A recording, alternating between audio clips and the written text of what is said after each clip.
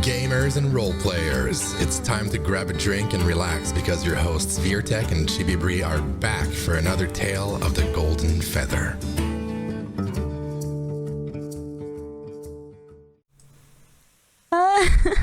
Hello everybody, and welcome back to the Golden Feather. Sorry we are late. We are having some technical difficulties like crazy over here, let me tell you. So Virtek may or may not pop in and out occasionally. It seems like his Zoom is just not playing nice with the rest of us. And aside from that, we have LoreseekersCast with us for episode 54, Dwarved. Dwarves.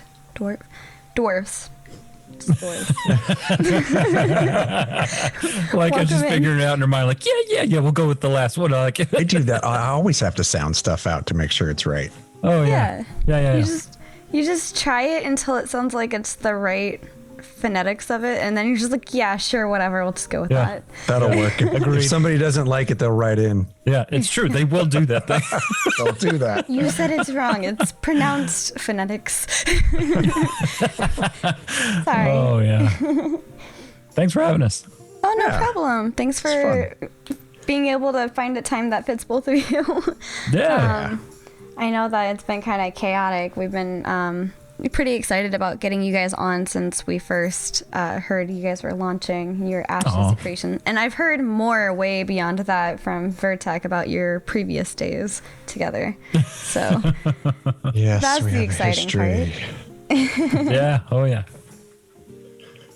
So no, we are happy to be here. And we understand you guys just got your move all done. So that's got to be pretty cool. I wouldn't call it all done. I'd say we're in a house with our stuff still in boxes everywhere. So yeah, and still finding time to podcast. That's awesome. Oh yeah, yeah.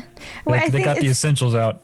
At this point, we've kind of prioritized, I think, podcasting and stuff over anything else.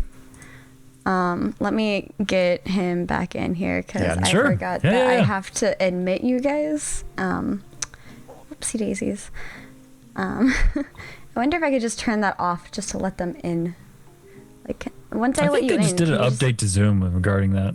Like they made it more like they hid it or something. Virtek showing off his lovely his lovely what is it, Gaia Online days, the hard work life. Yes, Psycho, indeed. So wow. Am I allowed to be showing this? I'm starting to feel I'm like, wait a minute. like, that avatar is half naked with bunny ears and a mask. It's getting steamy. I think this is escalating. I think that's really his Halloween costume. I've been unmasked. Oh man. Virtek, if you come back wearing that costume, I'm gonna flip out. This is just a preview of things to come. Oh boy, you should save that for the bedroom, love. Later. Oh lordy. Oh wow. This is a family show. Exactly. There was at one point. My kids are here. No, I'm just kidding. I've heard the craze for bunny girls, but this is a first for a bunny guy. It doesn't disappoint. Well played. Oh boy. Right. Is it gonna work? Is it gonna play nice? Come on, camera. For some definitions of family, right? Oh man. Yeah, so usually you guys don't see that. As I karate chop my mic, as Virtek always does. You guys usually don't see the little image thing, so it's kind of a surprise, and it's back. But we did today. I can't get my camera to work. There it is. There we go. Much better. Guys. Oh, hi there. Without the bow tie. You If my needed the stuff bow crashes tie. again, I'm just gonna, I don't know, I'm gonna put a smiley face in there and call it a day. You know, I should just go dig up that photo from last year when we put the skeleton in my chair with the headphones and the podcast mic. Yeah, there we go. I'll just do that. At least we could hear you, so there's that. Oh, hey, Cheryls. So, excitement aside for Halloween, we are waiting on kind of a big, I guess, bomb to drop, if you will, with the creative director's letter. We were told at some point it was going to be out today, so Vertec and I will be insistently looking at our emails, hoping for that sweet, sweet letter to drop. But until then, we have these wonderful folks, both Cash and Tibbs from the Lore Seekers cast. I have an inadvertent desire to call him Kosh, so it's just I have a friend named Akash. It's hardwired at this point. I'm sorry. Do you like Akash? Akash is nice, yeah. Okay, then you can call me Akash. All right, there you go. As long as it's not like a mortal enemy or something. Oh no. Good. That's good. It's a good friend. So I suppose it could be kind of a compliment in a way.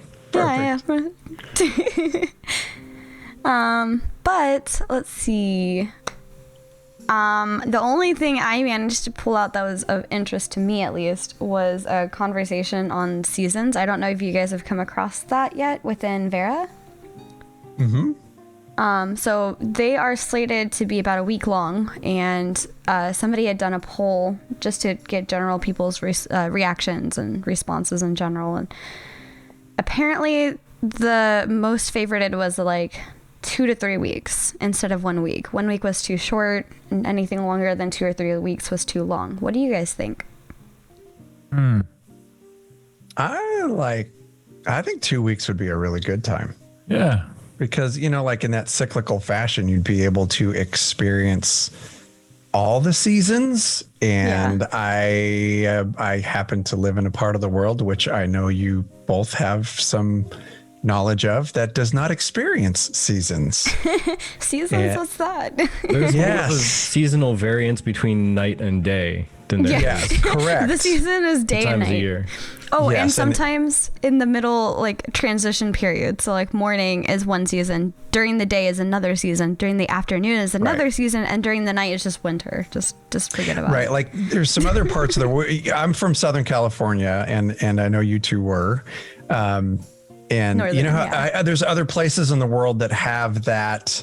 They have the little thing where they say, oh, if you don't like the weather here, just wait 15 minutes. Well, if you don't like the weather in Southern California, you better move, because there's no waiting. Yeah. It is what it is. We get early summer, midsummer, and late summer, and that's what we get. And Jeez.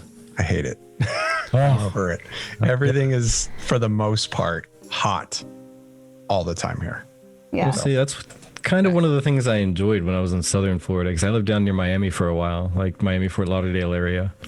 And it was, you had seasons. It was warm rain and cold rain, or, lots of rain and little rain, depending on how you want to set your season. It's winter rain today. Yeah. I'll take Right. it. I'm so used. I've lived here all my life, so I'm so used to just not having a season and having very little rainfall that having some type of a season is very coveted by me, which is why a little bit longer having those seasons in Ashes of Creation, I think, would be a good idea. Longer than a week, anyway. Yeah, I agree. And here in Indiana, we experience all 4 seasons, and there are some, obviously that are your favorite. For me, it's winter. So, as far as in game is concerned, I would love to see.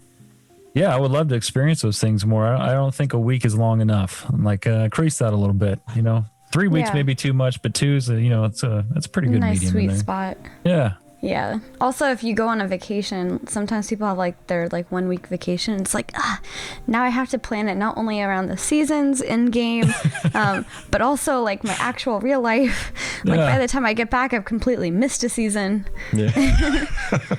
Well, see, that's when if you're gonna plan a 1 week vacation, you gotta plan it over the course of the transition, so that half of your vacation is in one in-game season and half of the other half of the week is in the other in-game season. So you're only missing a little bit of each. What's funny is people would totally do that too. I know. Gamers are such nerds. We would totally do that. I need the sweet loot from winter, but I'm going to be on vacation, but I can't miss fall. What do I need? Yeah, see, me though, I would enjoy a 2 week time span, just because I I guess I'd say like my cycle of doing big things is I tend to spend like a day like cleaning house, so to say, with like my crafting or my whatever I'm doing, just like cleaning up whatever projects I'm working on.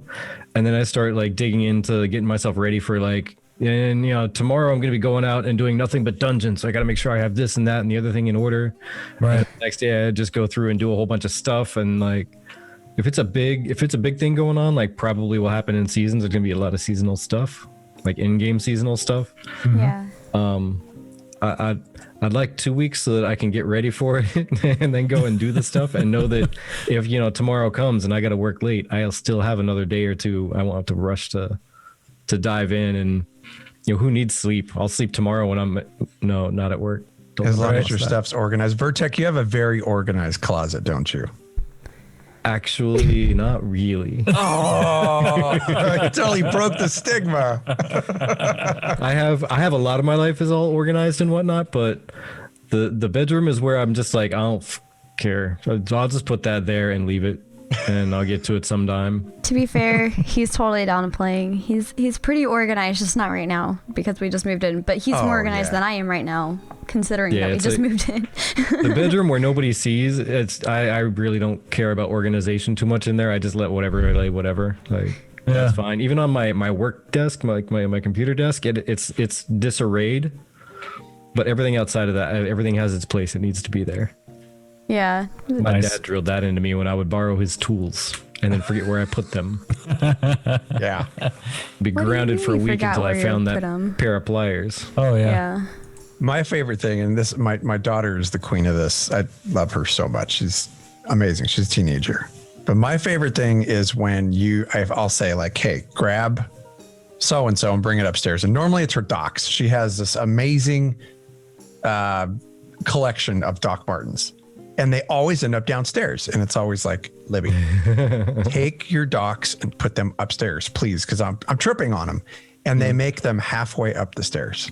Oh man. So I'll be going up the stairs for something, and her docs are all in a row halfway up the stairs. And I'm like, you couldn't make the trip to the elevation of the second floor to put the rest of your docs away. Fire. Maybe she's playing like 5D chess when it comes to puns, and she's like setting up a stair dock. That's funny. Yeah. I think she's just Waiting for you to catch on to it. She's just like, I'm going to mess with him again today. Just you. It's my life. You start putting stuff in them like fake spiders and mice and stuff. A pickle. that's funny. A pickle. Yeah, a pickle. That'll give her a surprise when she puts her foot in it. Nice. Ew, slimy. Boy, so just saying, I think last time we actually touched base at all really did anything was way back in like SOTOR days. And I remember you doing like a Fit Gamer series and putting out some stuff about that. Yeah. And so please tell us more about your journey from that point to here. What made you eventually leave SOTOR? Because I know I bailed, I'll be honest, within like 4 or 5 months of it going live. Yeah, I think I was 6 I loved months. the questing, but then I was like, yeah, the rest of it's me. And ducked out. And Yeah, I'm terrible with yeah. That was it was a very somber time because we had a lot of us had podcasted about SWTOR, and we were super excited about it for a long time before the game launched. There was quite a few of us doing podcasts for it, and then all of that culminated into this launch period, and it lasted about. I went back and forth a few times, but it lasted about 6 months straight for me. And I think I played so much of the game that, once you get through all those stories, you're right. It is like, it just kind of really, really slowed down. It's like, man, I don't want to make another character, or I don't want to. And I think one of the biggest things was that I did not enjoy the end game rating at all. I was like, it doesn't feel good. Well, see, my view on it, and one of the things actually, since you mentioned the in-game rating, is that we liked the rating. We enjoyed it. We liked the PvP. Hutball still needs to be in every game they make from now until forever. Like Hutball or a mimic clone of it would be fine. Just Hutball needs to be in every game ever made going forward. Yeah, that was pretty awesome. But there was no real incentive to do it outside of just you like to have fun. So cool, you play it once and you had your fun and you're done, because there's no like reason to do it competitively, because there was no competitiveness. Yeah, there's no ladder. There was no reason to do it for the gear to make it easy going forward, because you could do dailies and get the exact same gear. Right. Not even a recolor, but literally the same exact gear. Yeah. And that bothered the bejeebus out of me. Yeah. And actually everybody I was playing with, we all said, we were all trying to like, as content creators, we have a little bit of a relationship with the developers. We can let them know this is bothering people. Do a thing. You'll totally, I guarantee, like drop a poll, see what people say. Like people are going to start leaving it, and they did. They didn't add any kind of reason to keep on, so we ran. Yeah. Replayability in SWTOR was always it was always from the onset. There was questions like, okay, so what are you going to do when you're done with the class stories? What are you going to do when for instance, Cash, you said you played every class. Like, all right, there wasn't competitive back then. And you're right on Hutball. Hutball is still like, it's right up there for me with Capture the Flag for like Warsong Gulch and Warcraft or whatever.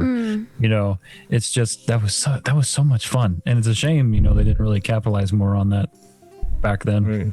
I'm just saying, I was terrible at the game. I mean, I really wasn't great, but I had such a blast with it. I didn't mind getting my face just kicked into the dirt 79 times. I would sit there for a couple hours and just get beat down and feed wins to the other team, just having fun with it. Right. Well, it was Star Wars, right? I mean, I think that's one of the biggest things for me is that I love so many of these different intellectual properties that are out there that have anything to do with fantasy or sci-fi. But if I'm going back to like my number one, always tried and true, will always go back to, because I've loved it ever since I was a little kid, it's Star Wars. No doubt for me. I know it's the same thing for Jibs. Yeah. I really like Star Wars, but I was actually really depressed when my computer was like, so you built this computer from the ground up, but I'm not going to play SWTOR for you. And I was like, but why? But why? Yeah, it just decided to not want to cooperate, so she was like, all right, fine, you win, I won't play. Yeah. I was sad. I was like, that sucks. From that one denial forward, it was so hard to get her to try and jump back on, because I log in every once in a blue moon and I'm like, I'm gonna go do a quest or something, because I still have, I think, almost all of the Republic side I haven't leveled all the way up to 50 yet.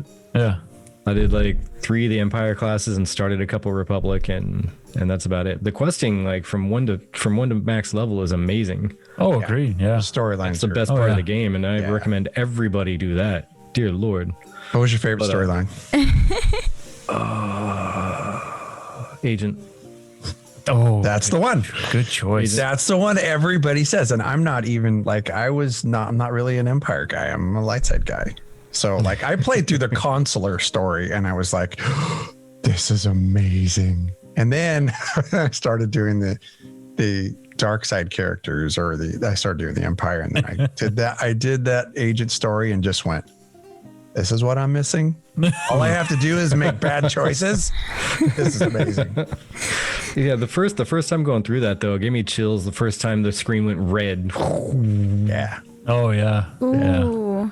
That brings a good question of mine for me, is what has really impacted your gameplay? Like, what really impacted your decision? Or as far as a reaction of your decision made more of an impact on you. So like what Vertec was just saying with the screen going red. Has there ever been something else kind of like that that's like really made you like, oh man, did I make the right decision? Kind of response.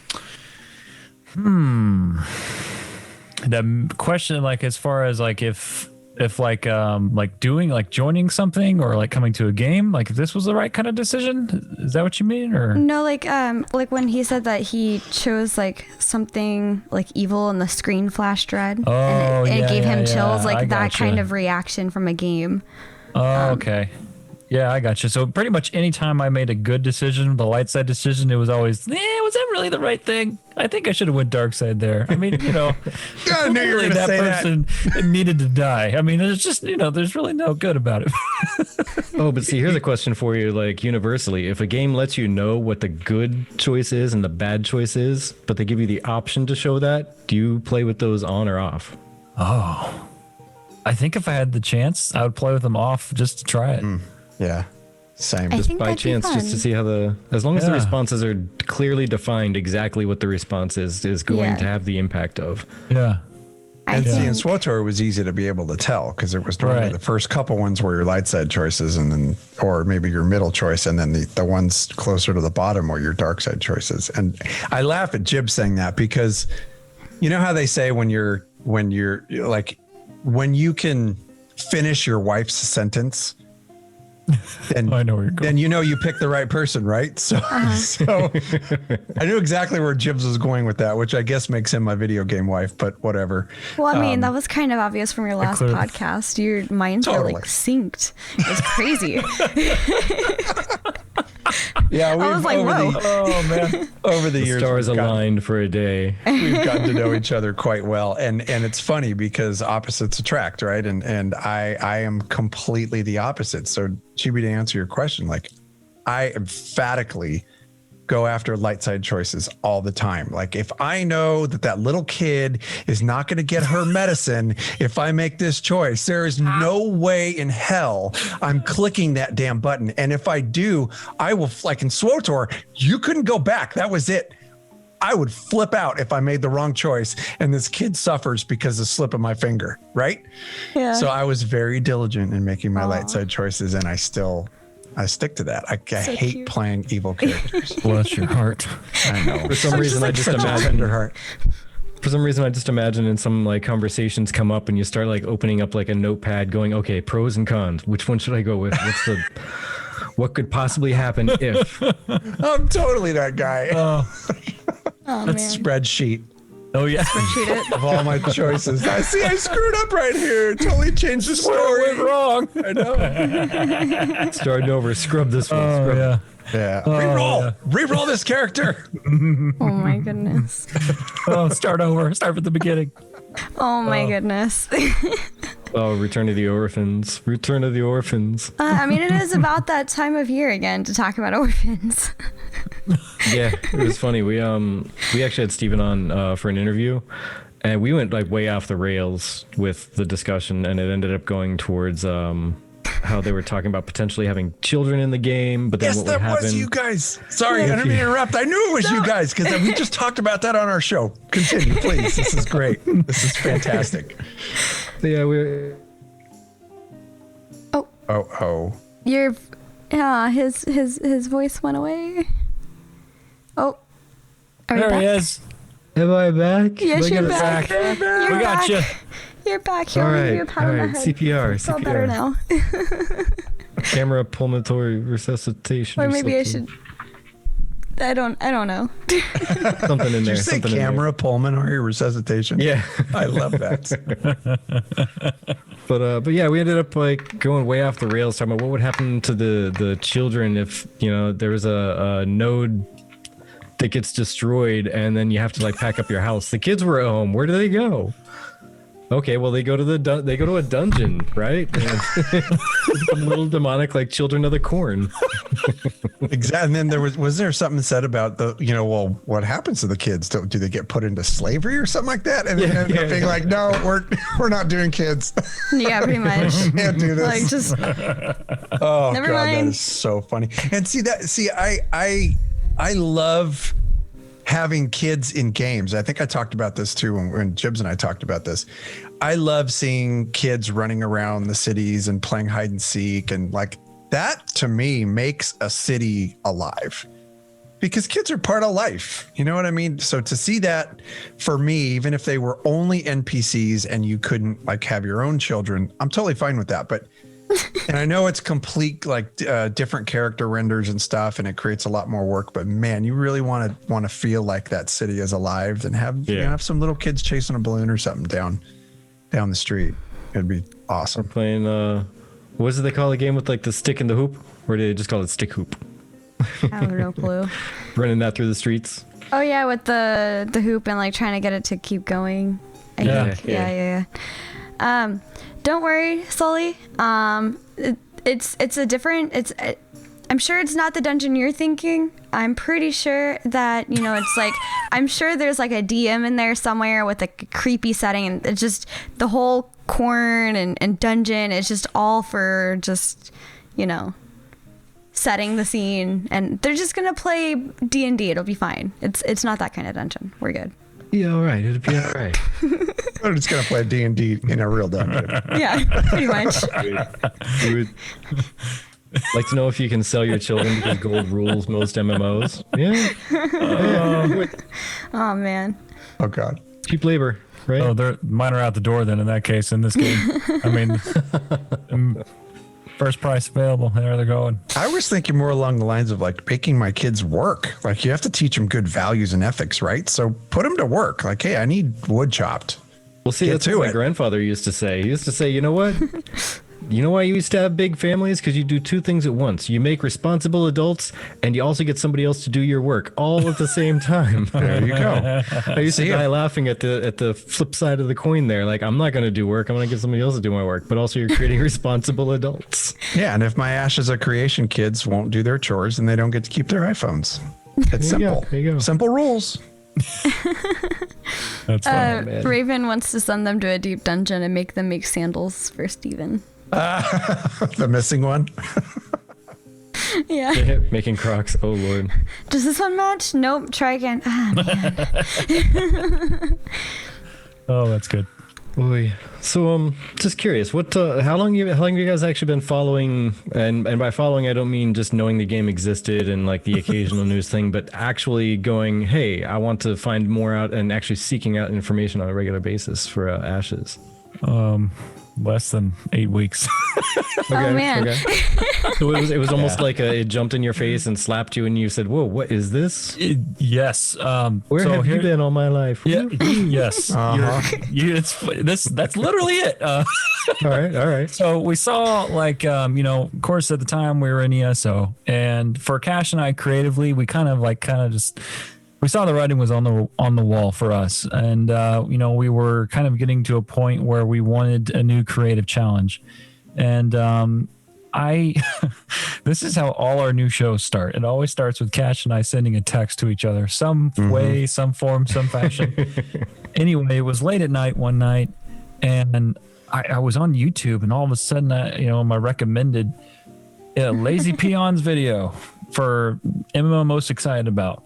I don't watch those kind of things, but I saw it and I'm like, yeah, all right, cool. Let's check it out. And then for the next 30 minutes, I kept catching my jaw just dropping and like, nope. Just get back where you were. And just rewind. Yeah. Just taking all of this in was just incredible. And it blew my mind. And it was just one of those things where it's just like, wait, this is real. This is happening. And it's all in one game.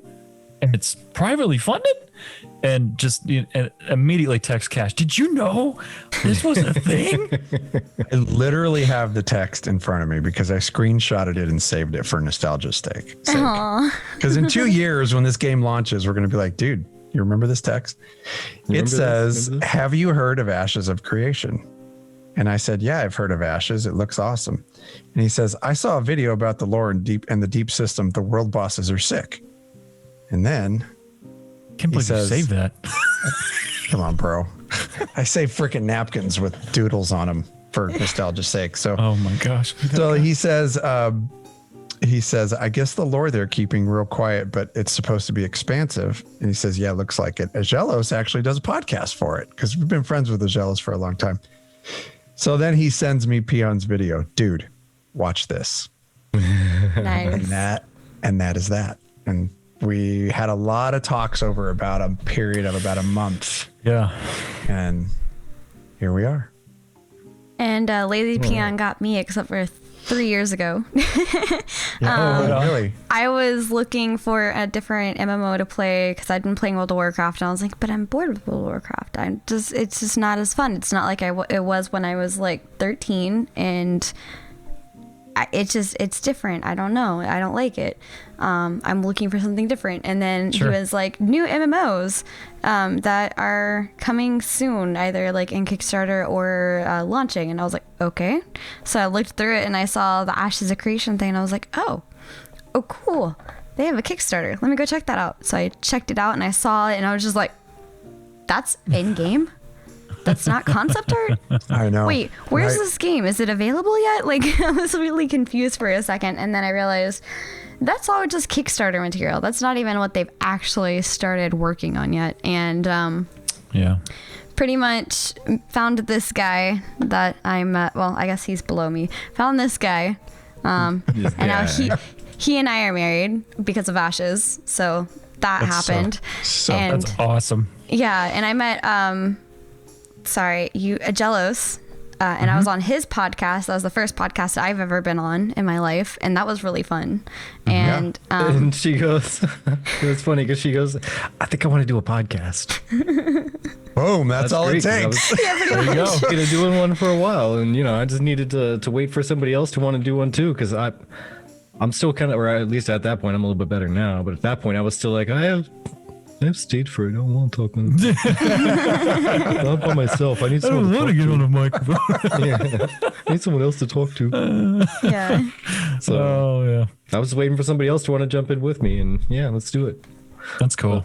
Yeah, I was gonna say- I could definitely attest to that. It being doing a podcast as a single host is very challenging, and we've had a couple friends do that, and I think it's very commendable because that would be very difficult to do.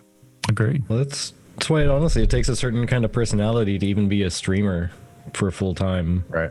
To be honest, like I couldn't do it just because I can't talk to myself and make it sound exciting enough for somebody to interact with me. I can't do it because the when same I'm playing way. by myself, I'm dead silent and I'm in the zone. Right. Yeah. I feel the Like same I'll be way. in Discord with other people talking, and everything will be exciting, and people will be going on about it. I'll be interacting with them in the game, but I won't say a word for like 30 minutes at a time. Right. Yeah, I get it. You got to feel out of room. Yeah. So with me, like doing the streaming thing, like that's just, I can't do it. I couldn't do it. So like podcasting, I would need somebody else there with me. I gotta have a conversation. Yeah. Right. Yeah, it's easier for sure. So I must say I'm a little bit jealous, but also very admiring of your beautiful Phoenix. Oh, do. thank you. I saw that. I was like, I'm so jealous. That looks so good. Yes, that is my lovely wife. She is incredible. Well, believe it or not, that is foam board Oh, that's made out of, and she's incredibly talented. And she knew that we were going to do a new show, and for each expansion for Elder Scrolls Online, she created the logo for that expansion, and then that would sit behind me during our shows. And as soon as she found out, it wasn't like, yeah, we're going on to a new thing, and she was excited for that. She was excited because she had a new project. She was like, get me the logo. And I showed her, you'll laugh, because the first logo I showed her is my favorite Ashes of Creation logo, which is the burning tree with the roots. yes. I am in love with that. So I showed her that, and it's incredibly detailed. And she just looks at that and goes, do they have another one? Yeah, they got another one. Here it is. And I pulled it out. Yeah. So she worked pretty hard on that, and she actually let me help a little bit. You can't really see it in the photo, but if you get close to it, the detail with the flames is really good. Nice. Yeah, from the photos, it did look wood to me. So I was like, wow, that's some really good handiwork over there. Yeah, it's actually foam board. I mean, I could hold that whole thing up with my hand. It's super light. So. Nice. It's very beautiful. thank you. You're welcome. I just want to bring attention to that. Hard work is like worthy of praise, in my opinion. So Thank you. Yeah, that honestly, like anybody who hasn't caught their show, definitely go take a look at the Lore Seekers podcast, because yes. they have high production value to everything. Thanks. Also, Thank you. I Thank really you. love how casual it is. It's just like hanging out with friends. Like literally, I thought last week's podcast was hanging out with friends. This is even more hanging out with friends. I didn't know there could be more casual than that. Yeah, and you know what's funny too about Jibs and I is that we try to structure our show as much as we can because the content we're trying to learn this game Yeah. live, like with folks. Doesn't mean that we don't like go and research this stuff so we sound halfway like we know what we're talking about, but we really are having a conversation about what we like in these certain aspects. And I think we've been covering nodes, since we pretty much started the show, because it's the cornerstone of the game. And learning that with Jibs and talking offline with him and being able to have that organic conversation with him, I think it lends to the fact that we've been friends for a long time. So we know each other pretty well. Yeah. But if you were to look at our show notes, I don't want to say a script because it's not, but it is so like detailed with all these little things that we have to cover and stuff. And that's why we love just being able to have a conversation. So like the easier the show notes, the more fun I think that we have because we're not like so structured with stuff. That makes sense. Oh yeah. And covering this game, there's so much to it. I must Oh say. my goodness. Yeah. I must say, I definitely was overwhelmed. Even from the beginning. Like, it's been 3 years. I was overwhelmed then. It was crazy. I can honestly only imagine the mixed bag of amazing and like anxious it must be for content creators new to this game to look back at how much content has been put out, yet how much more there is still to come. But like there's so many things that people have already talked about and gone over that you get to go back and rediscover, and you will have never ending content until the day that the game launches just by going through the stuff that people have already covered, but you haven't gotten your viewpoint out there yet. Yeah, you're exactly right. It's because you said it. You kind of get to go back through older content, and someone may have already covered it, but you haven't covered it for your audience, and it's choosing how you choose to cover it, and any show that's ever done. And we've gotten this numerous times. I just can't believe you guys are going to a game that's not even out yet. I can't believe you're doing that. Podcast. Totally. And I'm just like, this is how, first off, this is how we cut our teeth in podcasting, was doing this right here before it was pre-launch MMOs. That's all we did. That was our MMO. There we go. Forever. And there's really two different ways to do a show. Before a pre-launch show is different than a post-launch show because it's just the way you structure it. And you talk about it being daunting, and when you come over, and it has been, and it is, and it's such a fun creative challenge because there's over 1,000 pages on the wiki, and it's just like how you choose to cover is one of the funnest parts about doing a show, at least when it comes to podcasting for a game like Ashes, because it has so many layers, and there's so much to it. And it's just, every episode is its own, it's its own experience, and it's just a lot of fun to cover. I think one of the big points too that I wouldn't say it worried us, but we took it on us as a challenge. But we're lore seekers. Like when we were doing Elder Scrolls Online, we seek lore. Like that's what we do, and there is no shortage of content or lore for Elder Scrolls Online, for the Elder Scrolls franchise, period. I mean, it's super vast, right? Yeah. Like it is super deep. 25 years worth. So when we moved over here, when we announced that we were coming over here, there we got some comments from folks about they'll be done when they run out of lore, or when they learn that it's flavor text or whatever. I'm like, okay, well, that's not all of our show, for number one. And number two, I feel that even with a lack of lore that's laid out, I mean, this is a new IP. So it's going to be limited in lore, but it doesn't mean that we are limited in speculation and opinion and running parallels and having a discussion about the lore that is available. Because from what we've seen so far, the lore that we have been able to absorb and we're looking forward to covering for Ashes of Creation it's touching the surface of something that we absolutely know is going to be incredibly deep in this game. And it's already been talked about as being one of the pinnacles of this game. Like the story that has come out of Mr. Sharif's head and is going to continue to leak out. And then once the game launches, it's going to gush out, is going to be incredible. And when you imagine each one of these servers populating with all of this story, that's when like all these podcasts are going to shine, because look at all the story that we're all going to be able to talk about on all these different servers where it's all coming out at different times. It's going to be incredible. Yeah. Different things popping up in different areas depending on how they decided to proceed. Right. But here's a little bit of trivia for you, or I guess info that you could trivia somebody else with, is that Steven actually created all this and did tabletop gaming based around this world for a long time. So he actually has a lot of lore stored up. Yeah. Already. Like, that's cool.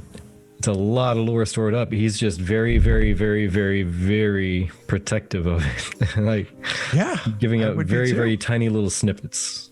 Yeah. Now, imagine how incredible this has to be for him to know that he's either played through some of these concepts and the story that he's written for his friends, or had that stored up for maybe future D&D sessions that he was DMing, right?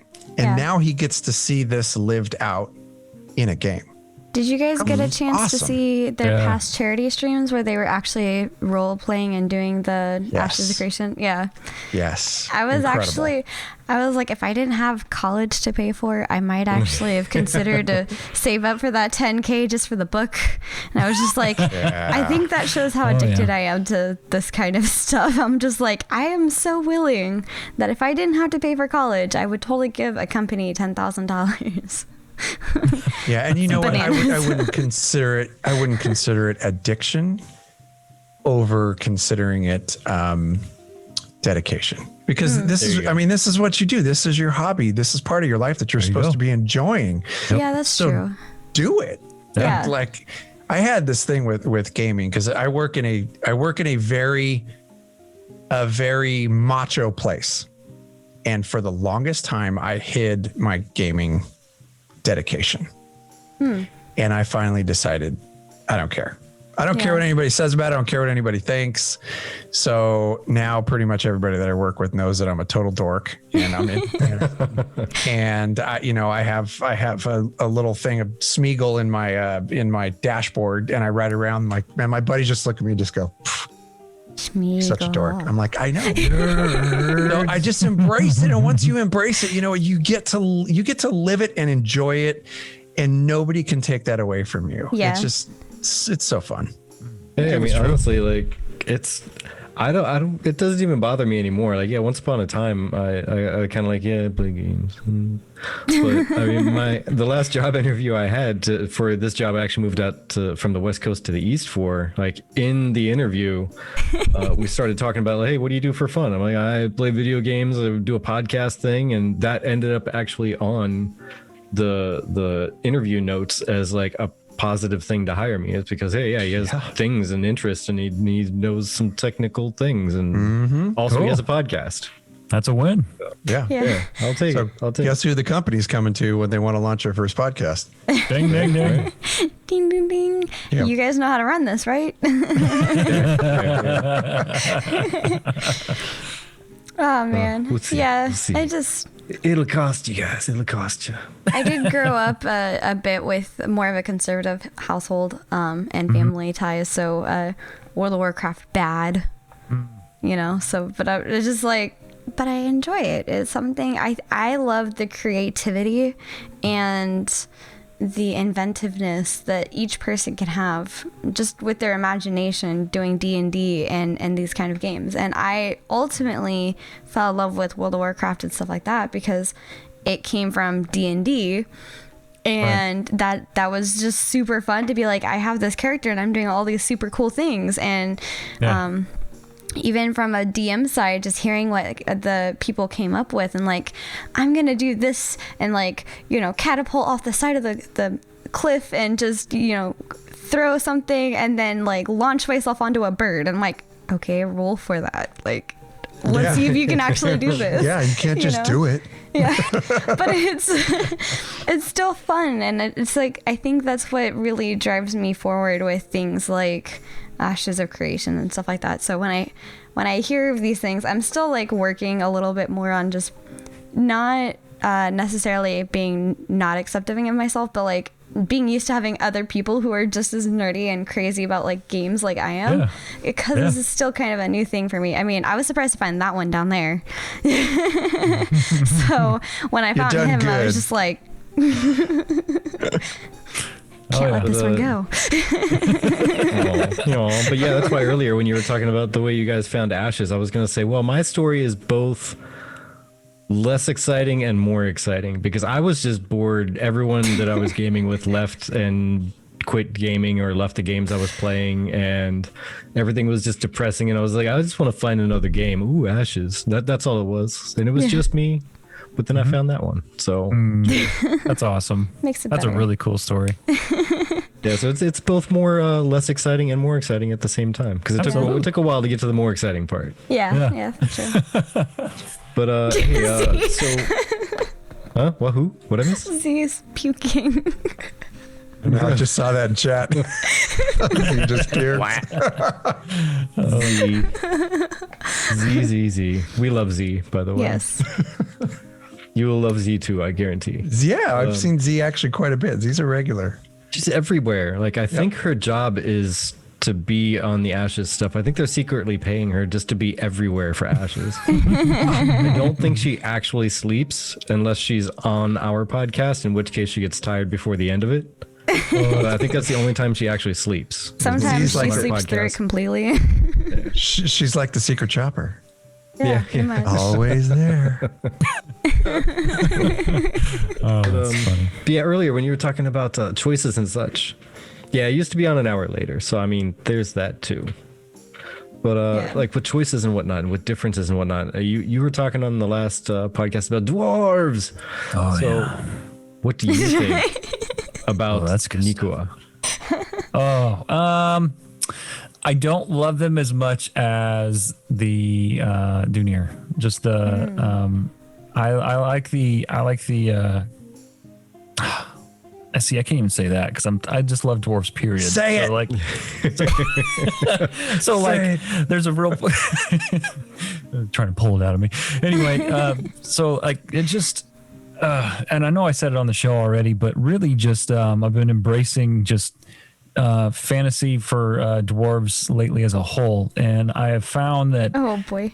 even the most like basic of like Lord of the Rings books or the movies, or you go back to the old book, the dwarves and the whole book series, it ultimately brings you this place where you find that everything within these IPs are all like traditional fantasy dwarf. And that same feel, that same vibe, I'm seeing it's here in Ashes, and it's really cool because it's like, in a way, you've already you've experienced the game before it's ever launched, because you can have this really weird relation. You know, it just, they feel related even though they're not, and they'll have their own lore and all that thing, you know, all that. But it's just, it's cool because it already starts to feel familiar, which in that case helps you, you know, especially in our, you know, from our standpoint, coming over from something completely different, you know, to this world, to Vera, and, you know, with all of you and everyone here, it helps give me roots to this IP that I don't think I had before. And so mentally, it just totally locks me in here. In other words, what I'm trying to say. And I love the way that everything relates. And so, Yeah, you give him dwarfs and that's it. He's coming back for more. I'm in. Make sure they have square blocky houses and we win. Yeah, you got it. Like that was the thing in Elder Scrolls for longest time was, you know, Cash had always had his favorite race, and I never had mine because I couldn't be mine. I couldn't be the Dwemer, you know, the long lost dwarven race. And so you always felt like this nomad that, you know, just could never really settle. And with Ashes, it's all right there. And I'm very intrigued by the idea of dwarves that are, you know, like island based or out in the open and just totally opposite of tradition. So I look forward to seeing what that's like. You know what I realized actually just earlier today when I was thinking about it while listening to your last podcast was there are 9 races, right? There's the 4 main races that each have like 2 sub races within, and then the one that's just its own separate thing. Right. 4 out of 5 of those are actually fairly unique when it comes to the MMO space. Oh, because really? there's the humans, which there's the Kalar, which is humans in every game. It's just your standard, like, we're regal, we're imperious, like, we're blah, blah, blah. No, we're humans. We're the average everything, but we have shiny armor. And then there's the Velun, which they have a more Middle Eastern influence, which you really don't see when it comes to MMOs. You usually see the Kalar everywhere. That's your standard human. Right. So there's a new unique spin on the architecture, the attitudes, the culture, the everything, right? Yeah. Elves, there's 3 main types of elves, right? There's normally your imperious stuff, your wood elves, and then like the darker elf. So they chose 2 out of the 3 and they just stuffed them in here. Whatever, elves are elves. Me. Right. I love Mi that you said that. corazón, sir. Mi corazón. It gave him a heart attack. Oh no. I'm fighting words. I'm To be fair, you just made 2 out of the 4 of us upset. Oh no. Just saying. So There you go. what you're saying Fist is bumps. half of us are okay with it though. Hey, Vertec, I'm in your corner, buddy. It's all good. It's All right. Yeah. See, there we go. we're still good. We're still good. But you Yeah, have the to go dwarves- home with her, so you may want to side with her. I'm just saying. Yeah, you may want to pick differently. I can turn this around by the end of the podcast. I can. I promise. all right. But yeah, but then they have the dwarves, which you have your standard, like you said, like you were saying, like it's a little bit of a different take on it, but it's still your classical dwarf, right? And then the Nikua, and then there's the orcs, right? Oh, Kaivek. yeah. So there's your regular like orc type, your orc archetype, the giant lumbering brutes that are raw. They even literally live in swamps, but they're like samurai culture based, it seems, because they have like the same little get up and the way so even they're a little bit of a different twist, but it's only like it's like the smidge of lemon twist in your drink or something. Yeah. But the Vec though, like stargazing mystic orc, like the closest you get is a shaman in WoW, but even that's not quite the same thing. They're Aztecs. They're Yeah, Mesoamerican Aztecs. Yeah. I love that you brought this up. I really do, because we literally just covered the orcs on the episode that we released today. And you know how I was talking about the lore and how, we got a little bit of flack that there's not that much lore. Well, one of the things that you can talk about with the lore as we're covering these races is the very design of exactly what you're talking about right now, how they have taken a different spin on the traditional MMO or the traditional fantasy races. So like I love getting into that and finding those parallels between our modern world or our ancient world here on Earth and the things that they're creating in the game. And I literally flipped out reading and writing our lore lesson on the orcs. Because Nice. ancient Japanese culture and the form of, the Shinto and Bushido and the samurai is incredible history. Oh, yeah. And that is 100% being transferred into these type of orcs. And I love the aesthetic of them. I love what they stand for. And then the same thing with the Vec, how they're Mesoamerican, they're Aztecs. And I would have never thought of that in a game. Like, really? Yeah, that's the one thing. They're that, Aztec warriors. Yeah, So freaking it's cool. Fantastic. Yeah. Like that's why Yeah. as soon as I heard stuff about the Vec, I started reading into just their main story on even the Kickstarter page, and I said, "Yep, that's what I'm gonna be. I'm gonna be a Vec." Yeah. That's pretty cool. Now I'm a wood elf guy. I've always been. I have a love of nature, a pretty deep love of nature, and I absolutely resonate with the wood elf in every game that I play. But I'm not gonna lie, like the whole dwarf thing, Jibs really has me thinking about dwarves a lot lately because like I love the music and it does bring me back to World of Warcraft. And Chibi, I know that you said you used to play World of Warcraft too. And Jibs and I have dove head first back into World of Warcraft. Oh man. And we're loving it. Like the nostalgic factor is fantastic.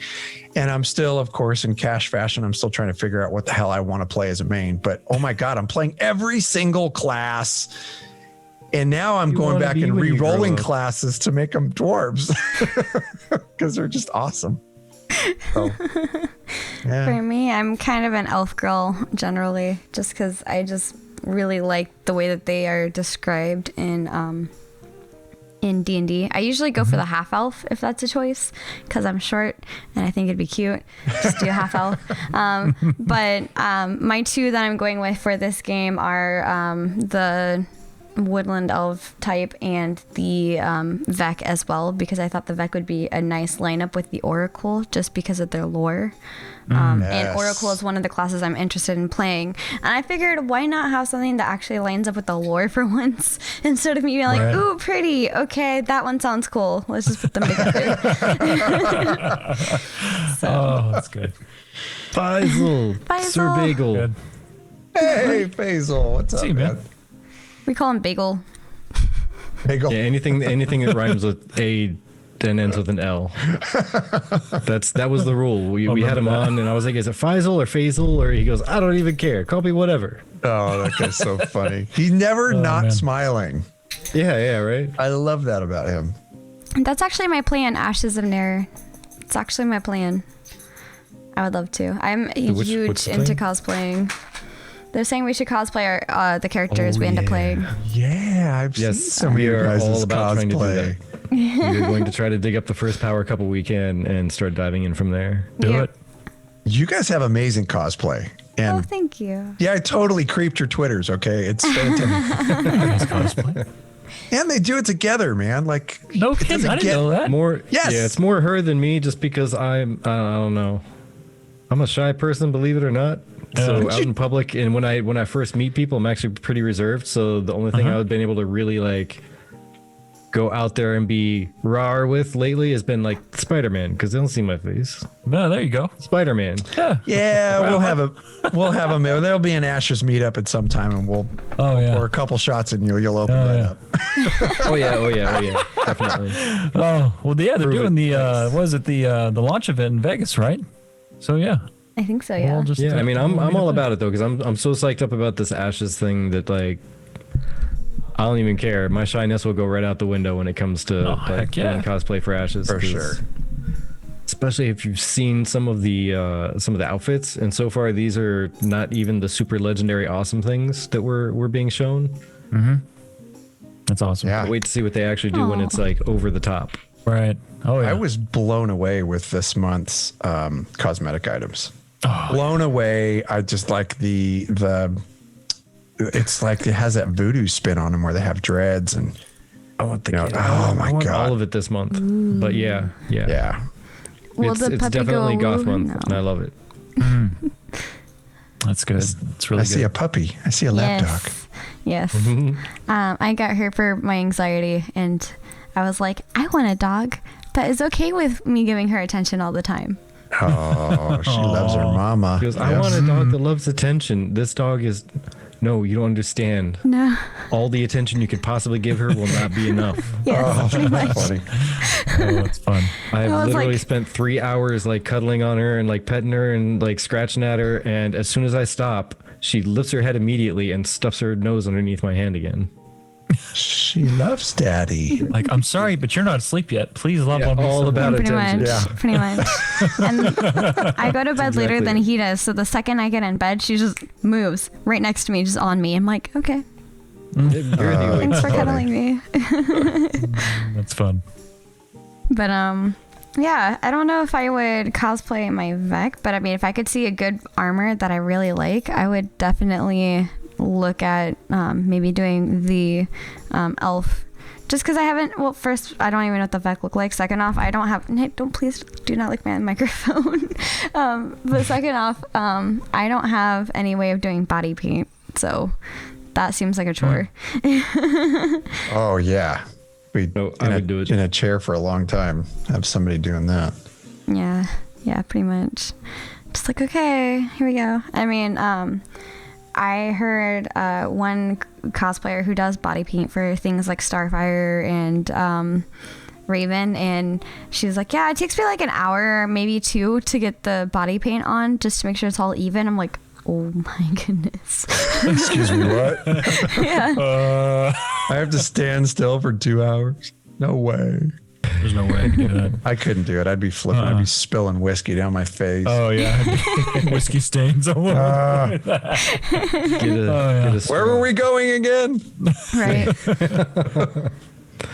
Well, And I'm bored now. I was actually, I'm gonna save the response to you, Flimpstick, for another time, because I don't want to spoil any surprises. Draga dresses a Pac-Man. I like Onsington's comment there. Dog Yeah. goes back to her pup friends, tell them how she got a human for her anxiety. Same story. Pretty much. Oh. This human always wants attention from me. I don't know what to do with her. I just look at her weird. So, curious. I always ask this, but I have to, because my answer is always the default one, and that's nodes. But outside of the nodes specifically, like the overall arcing node system itself, what would you say is the one either most intriguing or most exciting feature of Ashes? Oh my gosh. I had to pick one? Oh, outside of just saying that nodes exist and nodes do things, outside of that, because that's obviously the biggest one. Which Pokemon? Okay. Wow. All right. There's no way I could ever pick one, but if I had to pick one, it would be having a ship on the open sea. Just embracing the whole life on the sea, pirate life kind of thing. I'm huge into pirates, and I'm half tatted up with pirate stuff. And I thought it was dwarves. God, make a choice. Hey, shut up, Baldy. Maybe he wants already. a dwarven pirate. Yeah, you don't know my life. Oh, I like it I mean, actually. depending on what movie you watch, they have Good idea. basically the same the accent, just a little bit different. Yeah, and so Ashes of Thieves. yeah, and I couldn't believe they had the ability to have ships up on the ocean in this game, and so that to me intrigues me the most. I think. I like underwater and- swimming. It's cool. The funny thing and interesting thing that's been mentioned is that gunpowder is confirmed as not going to be existing in the game. However, the ships will have cannons. Huh. Some ships will have cannons. So, Cannons powered by the essence. There you go. Arcane cannons. I don't know. I'm not writing this stuff. about what it seems. It's not mine. No, he said, not yeah, my game. confirmed we're not putting gunpowder in the game. There will not be gunpowder. But then during another stream, they slipped and someone said, like, cannons. Oh yeah. So, there's that. There will be cannons on some of the ships. That's cool. Yeah. We'll figure it out. Magical cannons. It's going to be neat. Either way, they're aiming at cash a ship, so I'm ready to go. Hi. I'm going to be Say on the what? land. It was funny. Yeah, on the BR, they actually had potion launchers that would launch like exploding potions. Oh. Yeah. I think that was one of the first things that I saw in some of the footage, and I was like, I have to have a potion launcher. Right. Yeah, but That's good. Right. So for you, Jibs, it was seamanship. Being able to go out on a boat and do stuff on a boat and sail, and even you can transport stuff from city to city on a boat. Love it. But Cash, how about you? What do you think? I'm going to go a little more broad than Jibs did, because he has very specific interests and he sells them very well. I'm like, yeah, I could totally see that. Like, that sounds awesome. But I'm going to go broad with this one. I'm going to say that the risk versus reward, I mean, I don't want to get cheesy here, but yeah, risk versus reward is a big thing for me, because I really miss the days of playing games where you're out questing or gathering or doing your thing out in the world for whatever it is you do, for however you like to adventure. And there was a sense of fear in the back of your mind, knowing that somebody could try and kill you at any moment. You have to watch behind your back. You have to make a calculated risk when you're going for certain items. You had to travel with friends. Having that back into this world and knowing that if you make that mistake, you do risk losing some of your items. You risk losing some experience. That fear of consequence coming back into a game, coupled with the vast landscape that we're going to get to play with, brings something back to me that I've been looking for in a game for a long time, and that is a true sense of adventure. That sounds so cheesy. I totally get it, but I told you earlier about me embracing my nerd.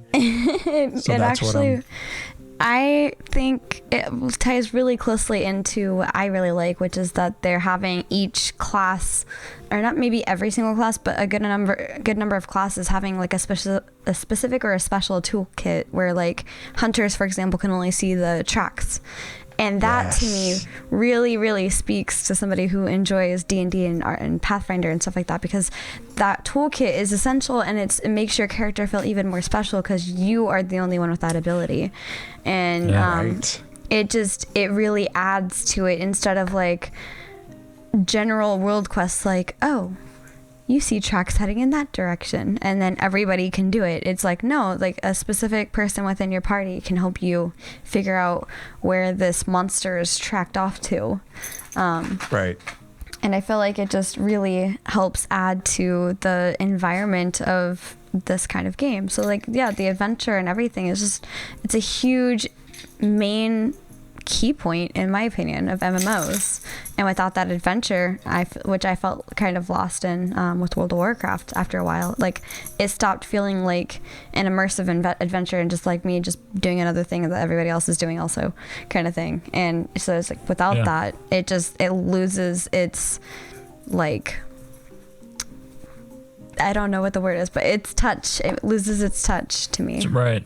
Yeah, it and I like something that you said there. You touched on the fact that a lot of these classes have their chosen purpose, and that makes me happy because, like, and I don't want to take away from any other game, but there's games out there where like your character can kind of do it all.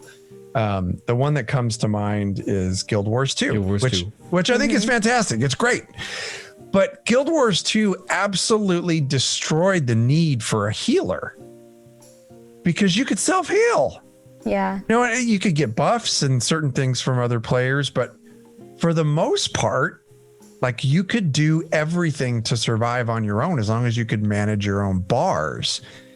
And I love the fact that in Ashes, if you discover something, you got to get your friends together and you're going to have to find a cleric that can heal. Yeah, like for sure. Like you're going to be completely sought after. Absolutely. I love the fact that you're going to have to find somebody to come and truly tank for you, truly heal for you, be able to track things, be able to discover hidden things, in the thief, in the rogue type characters.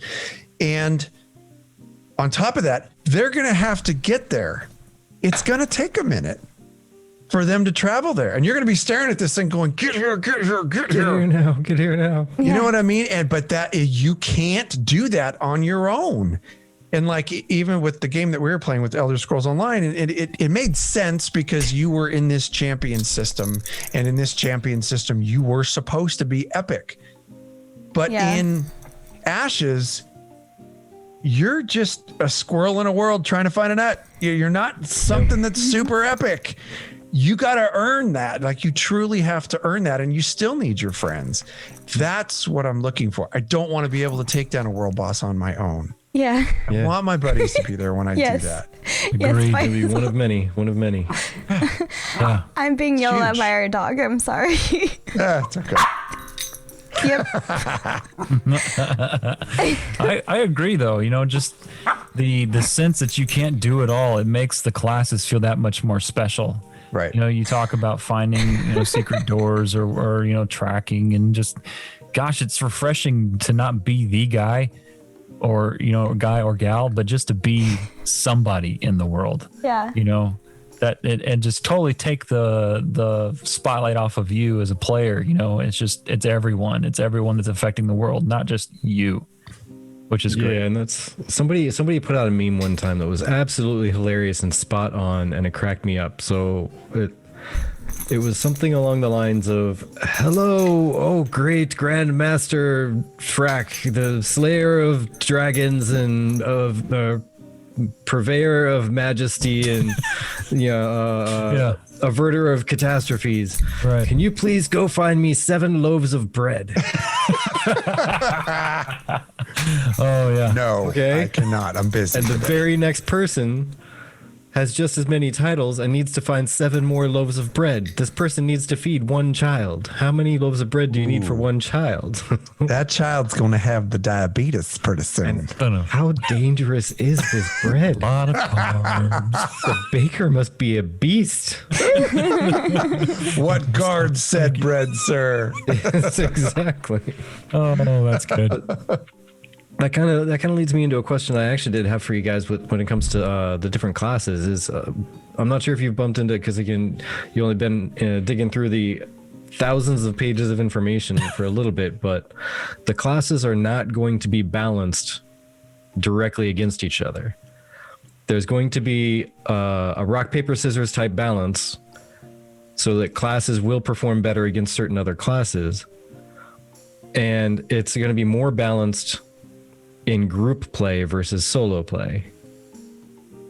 What do you think about that? And also the fact that they said there's actually going to be, Bard is going to be an actual support class. It's not going to be like a healer that is also something else or whatever. Right. Like all, the watered down Bard experience you get, like you're not singing epic tunes and doing awesome stuff like Final Fantasy 14. You go out and you're an archer. You're a glorified archer. That's what you are. I don't feel like a Bard.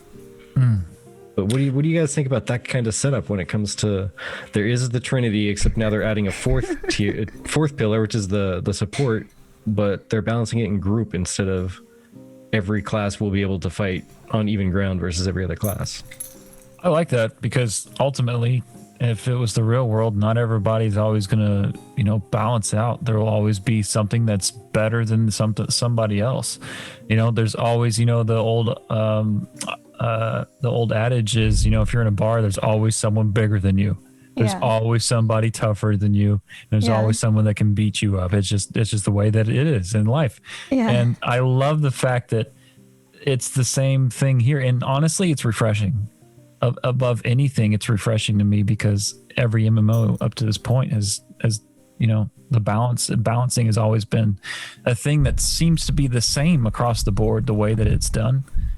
And seeing how they're doing it in Ashes, it's hey, look, you know what? They're going to always be tweaking things as people play, so really ultimately, as long as it plays well, then we're good. And I'm excited. I think it's refreshing to me. I dig it. Yeah. I agree with you like so much. I'm sorry, Chibi. Did I interrupt you? No. Okay. She's I biting shall my continue. hand. Sorry. Jibs, I don't know if you saw me smile when you said that, but I am so on board with that. And here's the flat out reason being, not everybody gets a freaking trophy. I'm sorry. There you go. I'm sorry. You cannot be a warrior and have gone through all of this schooling to be a master of all that is arms. And you can't expect to be able to go toe to toe with an archer. You close the distance on that archer, you should whoop his butt. I'm so sorry. You close the distance on a cleric type character who reads books. Like, granted, your specialty is healing, and I totally get that. He should have to break through those. You have to be able to break through those healing defenses as a warrior berserker type character. Mm-hmm. But once he breaks through those defenses, he should own you. That is just how I personally feel. So balance, I think sometimes games try so hard to cater to the player that just has to see balance. And I understand the other side of that too, because if say that warrior type character or if that ranger type character were absolutely mowing everything to the ground, everybody would want to be that character. So they're not just saying that there is not going to be balance. The balance is going to be in a group type setting, which is what they're driving. They're trying to funnel people into playing with others. And I love the fact that they're doing that. But when you meet, if I'm a ranger and I meet a strong melee type character in the game, and I look at the character and I'm able to see he's got better gear than me, I want that sense of fear. That's what I love about the game and what they're building, is that they are making you choose your battles. You don't just get to rush in and do your thing. And as a ranger, I have to be a certain distance away for some of my best skills to even work. Mm-hmm. That makes complete sense to me. So I love the fact that they're doing this. It's not easy. Not everybody gets that delicious cookie at every moment of every day. Mm-hmm. You're going to have to earn it. Love that. Yep. And you know what? That's something. That's an issue that I had early on with WildStar, to be honest, because for the longest time when they were ramping up to launch, they were like, "It's going to be difficult. The rating is for the hardcore. Blah blah blah. Yeah. You got to know what you're doing. Rating is not for everybody. You'll be able to experience the story, but you won't be able to raid. That's it." Okay, cool. I like that. I want to have to work really hard to be able to raid. Okay. And it lasted all of, I think, a couple weeks to a month before they started caving, and they just started making everything just easy because people were leaving. And I just, it's always boggled my mind why people can be so publicly jazzed up, like, yeah, it's going to be difficult, it's going to be hard, but then they leave within a couple weeks of hitting max level because it's hard. Well, yeah. That was the point. Yeah, and it's something that Ashes is doing that other games, including WildStar, have not done. Is it's first off, it's always important, like you said, sticking your guns. If you're going to say you're going to do something, then do it. But also, it's important if you're going to have that kind of content that you have the amount of layers in the game that provides a different kind of experience. WildStar hasn't had nowhere near the layers of content that Ashes has or is going to have. And it's just, it's going to be a completely different kind of play style as far as the way people consume the game. And WildStar became something different very quickly. We saw that, when we were doing a show for WildStar, leading up to launch. Of course, it was a special time, but even afterwards, things changed. It didn't take very long. In fact, it happened so quick, it was almost hard to cover because it was just like, whoa, okay, well, changed a large fundamental piece of the game. Chibi, I think if you don't take animal husbandry in this game, I think you're crazy. You have that dog at such ease. Oh, yeah. Look at her. I'm so happy. Oh my God, my heart. My heart. Hi, Mom. I know. Pretty much. That's awesome. By the way, you guys can only see me right about here. They can see a little bit lower, so they can see her sitting on my lap pretty much. Yeah, we can see the pup. But you're doing that right. Looks up. Yeah, pretty much. But yeah, I think that's actually another thing that I think is interesting that I haven't seen on any other game much, which is the animal husbandry system. Oh yeah. I think especially the way it's set up. Yeah. Yeah, I think it was kind of really interesting to bring into a game for the player to be able to create, but that makes sense for a completely a completely player-driven environment, where we create new characters and we create the systems and everything. And I think that's ultimately, I think I saw somebody mention this previously, why Steven hasn't really relinquished a lot of lore to us, and that's because we are the lore, kind of. We are the ones building the way that the world exists, and that's definitely new and unique in terms of MMOs that I've played, I think that it's something that will change how MMOs are viewed. It's not the same cut and paste story element that you're following, especially coming from Final Fantasy 14, where everybody plays the same solo story, if you will, in an MMO. Right. I kind of like that. But I wanted to know your guys' thoughts on the different nodes and the way that they're leveled based on the percentage of what race is there. Like if the priority race is dwarves versus elves, it changes to be a dwarven city or an elven city. What are your thoughts? I'm down. Sure. Let's do it. I think there's going to be a lot of elven cities. I'm just saying. Pointy-eared elves. Down with elf supremacy. Down with elf supremacy. Yeah, I look forward to seeing, there's a lot of things in this game I just look forward to seeing how it plays out, because there's so many intricate systems. And, it kind of gets to a point where I'm like, wow, that sounds cool. All right, let's go do it. I want to see how it plays. And that's one of those things, it really, to me, like, I'm really indifferent on that one. I want to see it played. I think it's going to be good, though. Yeah, I agree. Yeah. Go ahead. Sorry. I was gonna say, it's gonna be interesting. Gonna be interesting. But go ahead. I was just gonna make a random little comment. That's it. I was just gonna fanboy out a little bit about how that system actually works, because when you look at the different types of architecture in this game, and then of course it's harkening back a little bit to when we're talking about the racial motifs and how the racial motifs all have a parallel to something that we have in our modern world. I can't wait to see that. Because nobody's going to know. It's not like it's going to be advertised on some sign right in front of the node that says, hey, the orcs are putting a lot of work in here. If you want this to be an elven city, you're going to have to pick up the pace. It's not going to be like that. Like it's going to happen. Boom. And it's going to happen when it goes, basically when the node turns into some type of, even the lowest type of settlement, you are going to be able to tell what kind it's going to be. Yeah. And I love that. And that could change. It could start out as an encampment, right? And it could be an elven encampment. But then the dwarves come in, they come in a line with all their picks and stuff, and here they come. And all of a sudden that's how we enter a town. Is that how you work? That's how we work. We whistle. What you got to do is it's all you got to do is we feed go. them a lot of crackers so they can't whistle while they work, and it'll be fine. That's it. We shuffle a lot of crackers and no ale. Thank you. You That's what we pretty do. much guarantee if it has anything to do with food or breaking rocks, there's going to be a crap load of dwarves there. So it's probably going to end up being a dwarven city.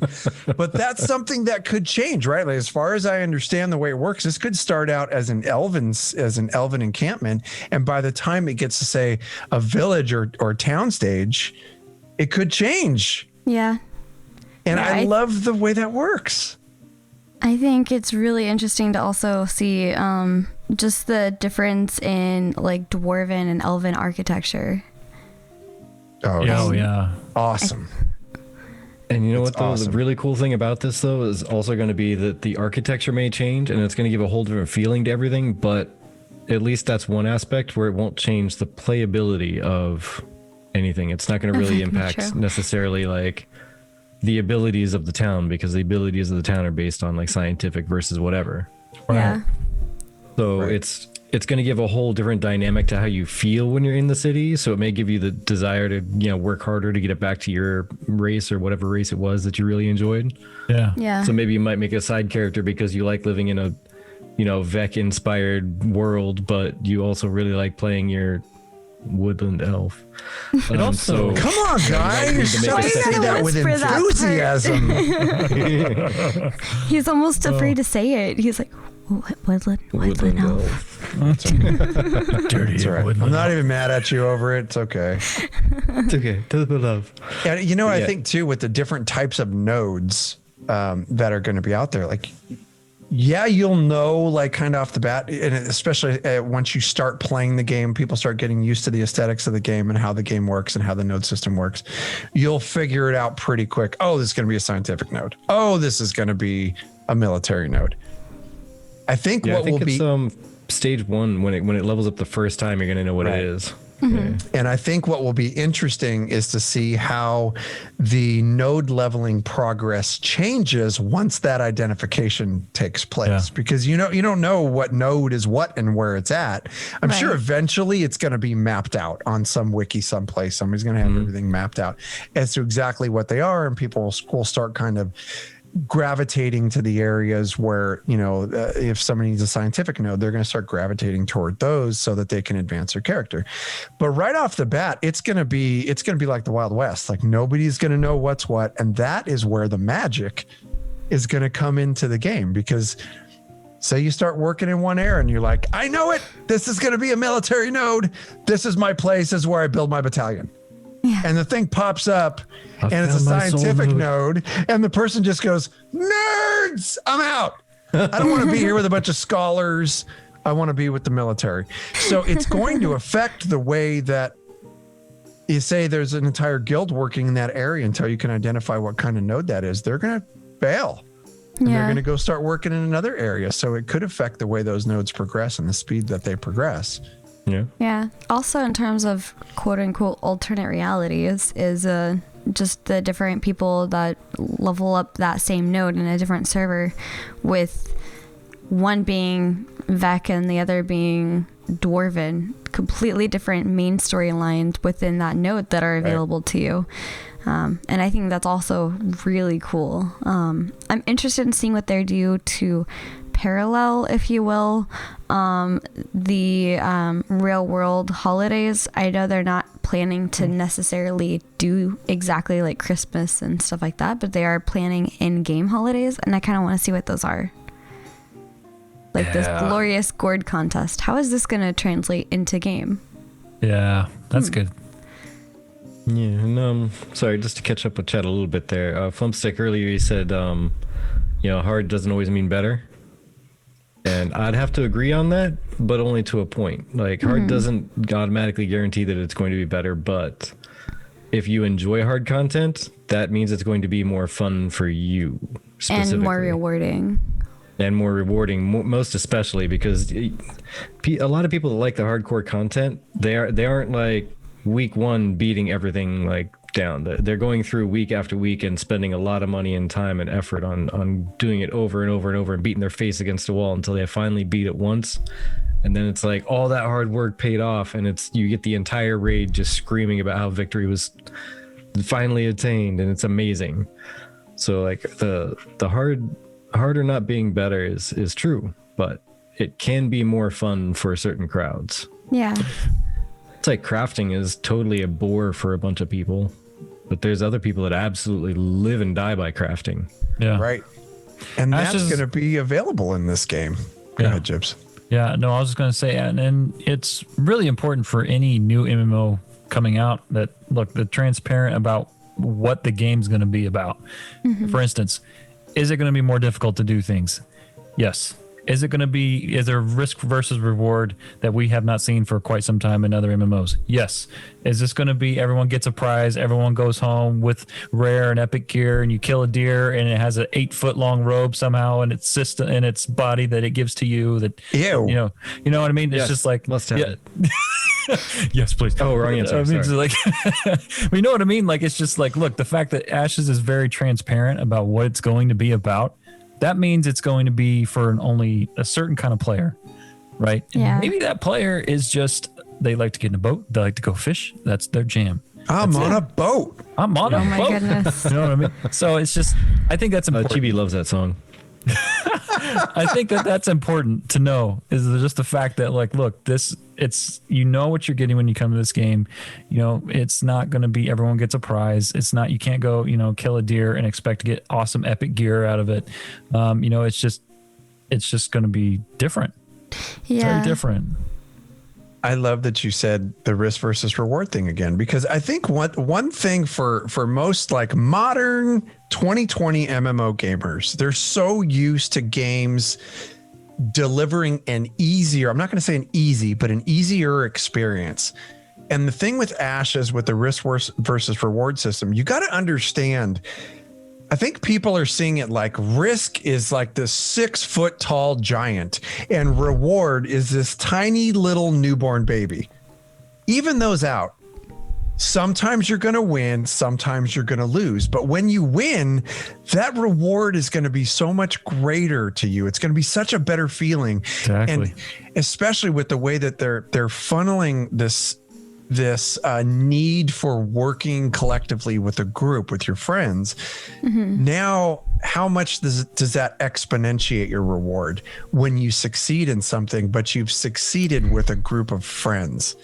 It's going to be incredible, you guys. Like, Yeah. I am seeing such success for this game because of these very basic concepts that they're building into it. That's what's so exciting about it. Yeah, for sure. And honestly, I'm excited to see how everything kind of comes together in terms of looking for a group to go scavenge that dungeon with, looking for a group to go figure out, hey, I saw something over there, but I'm not seeing it now. Maybe something happened. Let's go check it out together. For example, Vertek and I were playing one of the playtests, and we came across an area at one point, and we're like, oh wow, this is really cool. And then the next playtest, we came across the area and it was sealed off, and we're like, how did this get unsealed? Sure enough, later in the playtest, it ended up the near node got leveled up, and then this thing happened. I don't know, because we were away, and then we came back and it was back to the way that we had seen it previously. But it was just really interesting because it's like there was this giant boulder blocking stuff, but then later the boulder was gone. Like, where did the boulder go? What happened to the boulder?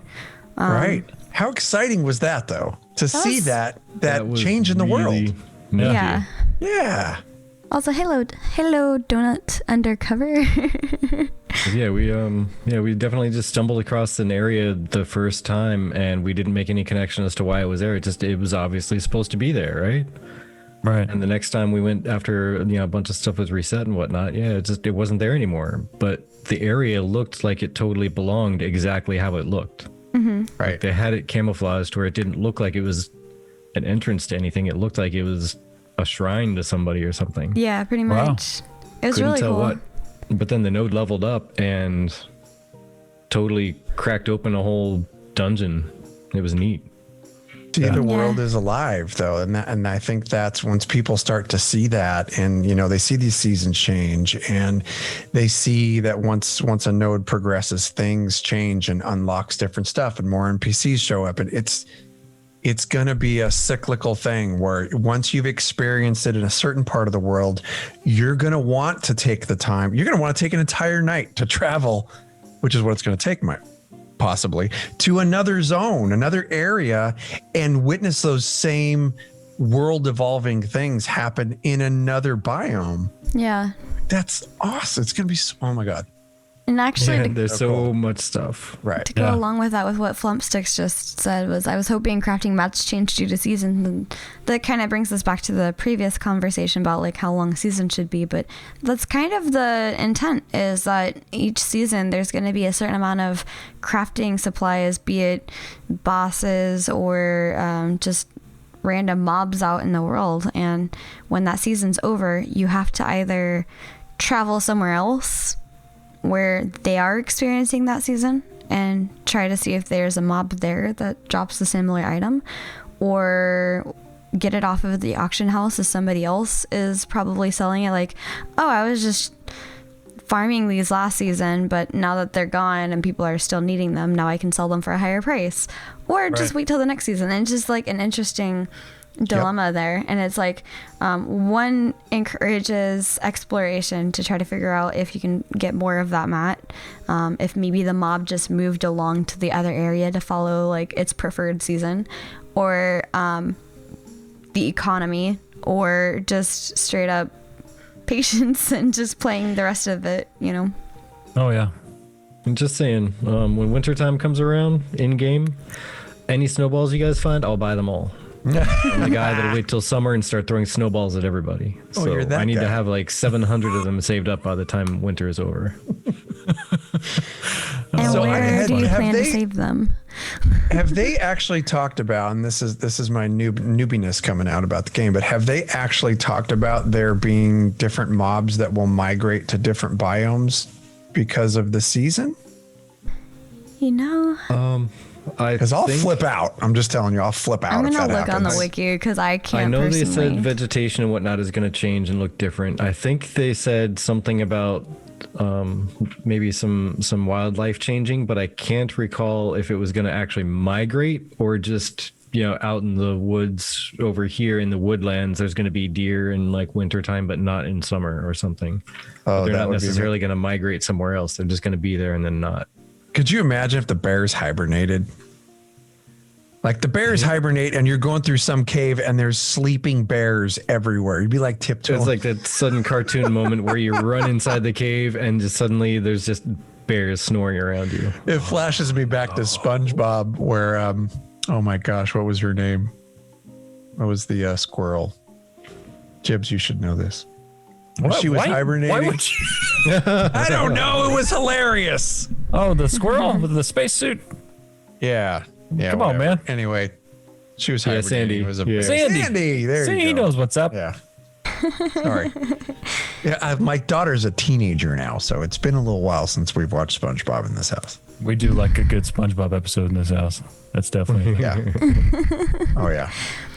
So, what I found on the wiki is saying that environments experience different seasons based on their location in the world. There'll be regions of the map with seasons that are less or more temperate. For example, northern, southern, and tropical regions. There will also be magical seasons where you might be in a tropical zone. Suddenly, it's snowing. There'll be definitely different crop cycles. Different seasons may present obstacles that make the transit of goods via caravan more challenging. For example, pathways that are open during the summer are closed during winter. Wow. Water turning into ice in winter, enabling players to walk over the water but blocking access to what's underneath. Ice will make roads bumpy and slippery. Events may radically change the current season a zone is in or elongate it. This includes weather changes. Items, crops, buildings, and crafting mechanics might gain certain buffs or debuffs in certain seasons. It's gonna be like ice road truckers trying to get your caravan Right. A to point B.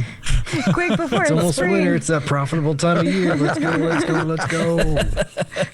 Oh, that's good. I wonder how that's going to affect supply and demand as far as econ node is concerned, or just anybody who's selling things. You know, like particularly, you talk about lakes freezing and you can't like, all right, so you can't fish there anymore. What if there was something that, you know, people need if it's a crafting essential crafting material, you know, and Right. that's why I love seasons so much and really this game is it really showcases a whole lot of fluidity. Nothing ever seems to stay the same. The only thing that does stay the same is your character. Yep. To a certain extent, you know, and even that That's as changes. close to the same as you want to make it. yeah. It's really, I'm excited. This is like For some a reason living, now I breathing want to world. see at the beginning of like major seasons, I want to see a caravan of caravans, just like 30 caravans lining up for the first day of winter when that lake freezes just to charge right over it, or the first day of summer when they finally clear that fallen tree out of the snowy path or something. Caravan parade. Then just you got to make the road bandits choose. You're gonna have to choose one of these. It'll be like a node siege all over. There'll be like an army of marauders out there in the woods waiting for it. An army of people defending a line of caravans all at the same time. Do we want to go down the rabbit hole of seasons? This is a 4-hour discussion. It's true. It is true. No, but it just goes to show the amount of detail that they're putting in the game and how all these different systems are going to create issues for you that you may not have thought about until you're actually going through it. And you have to have that experience of learning. It's no different than life. You know, I don't know, people who don't know how to drive on ice are going to have to figure it out the first time they're driving on ice. I mean, so the mechanics that they're putting into the game really create a sense of adapt and overcome. Yeah. Where I agree. if something's going to happen and you're going to just need to figure it out. And you might F it up the first time, but the second time you're going to know, and you're going to be able to pass that knowledge on to newer players or your friends that might not have experienced that before. And I think that is going to create such a special game environment for all of us to play through. It's going to be amazing. Agreed.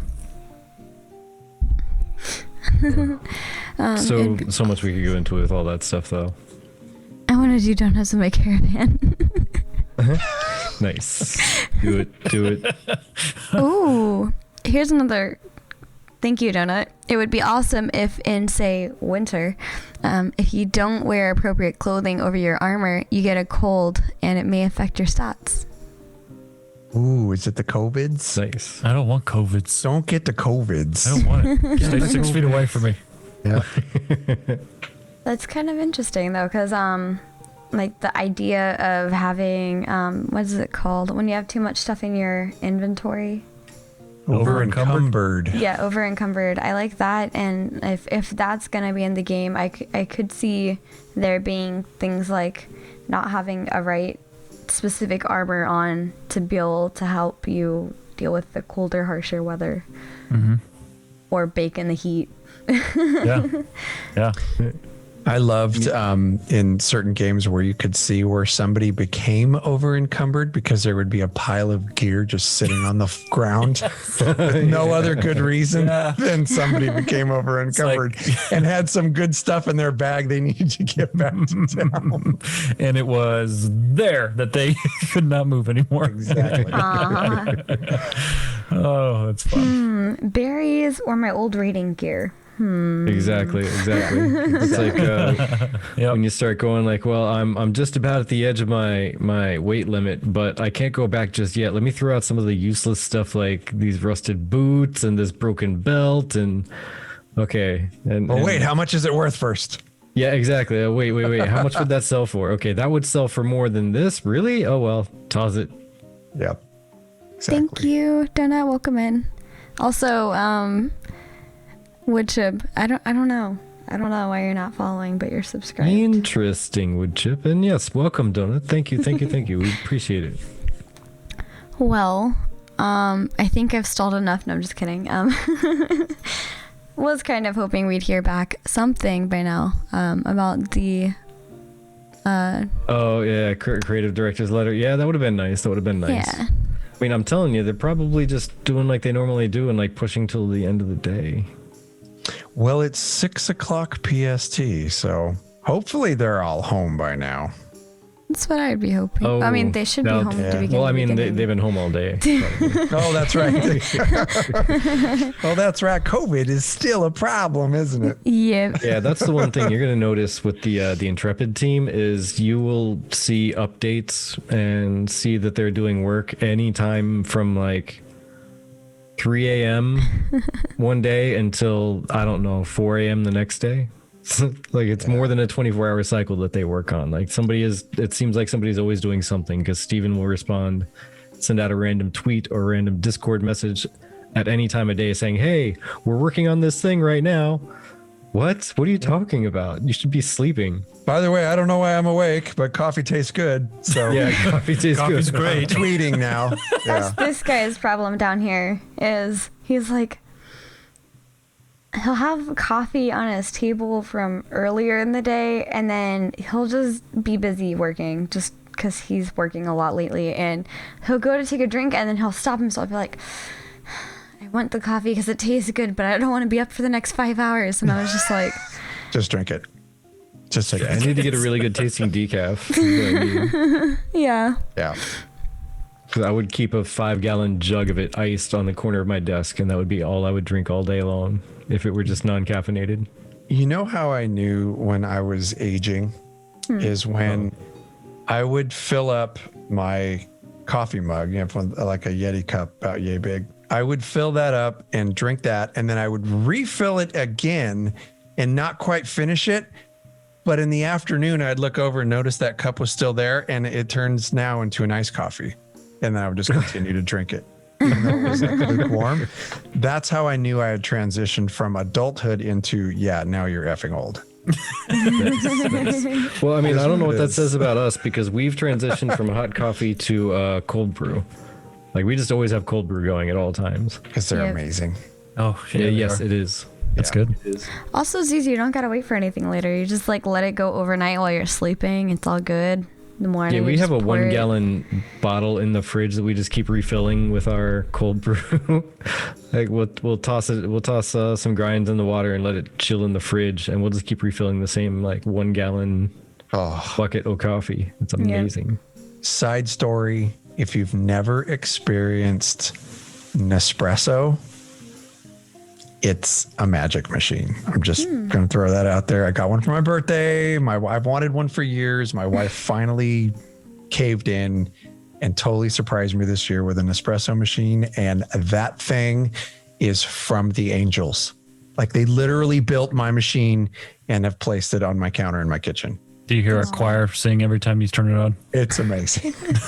Yeah, it was funny. there's that. Someone was telling me at one point, and it cracked me up because they said they went for a tour, and it was either Italy or France. One of the like you think like fancy coffee when you go there, right?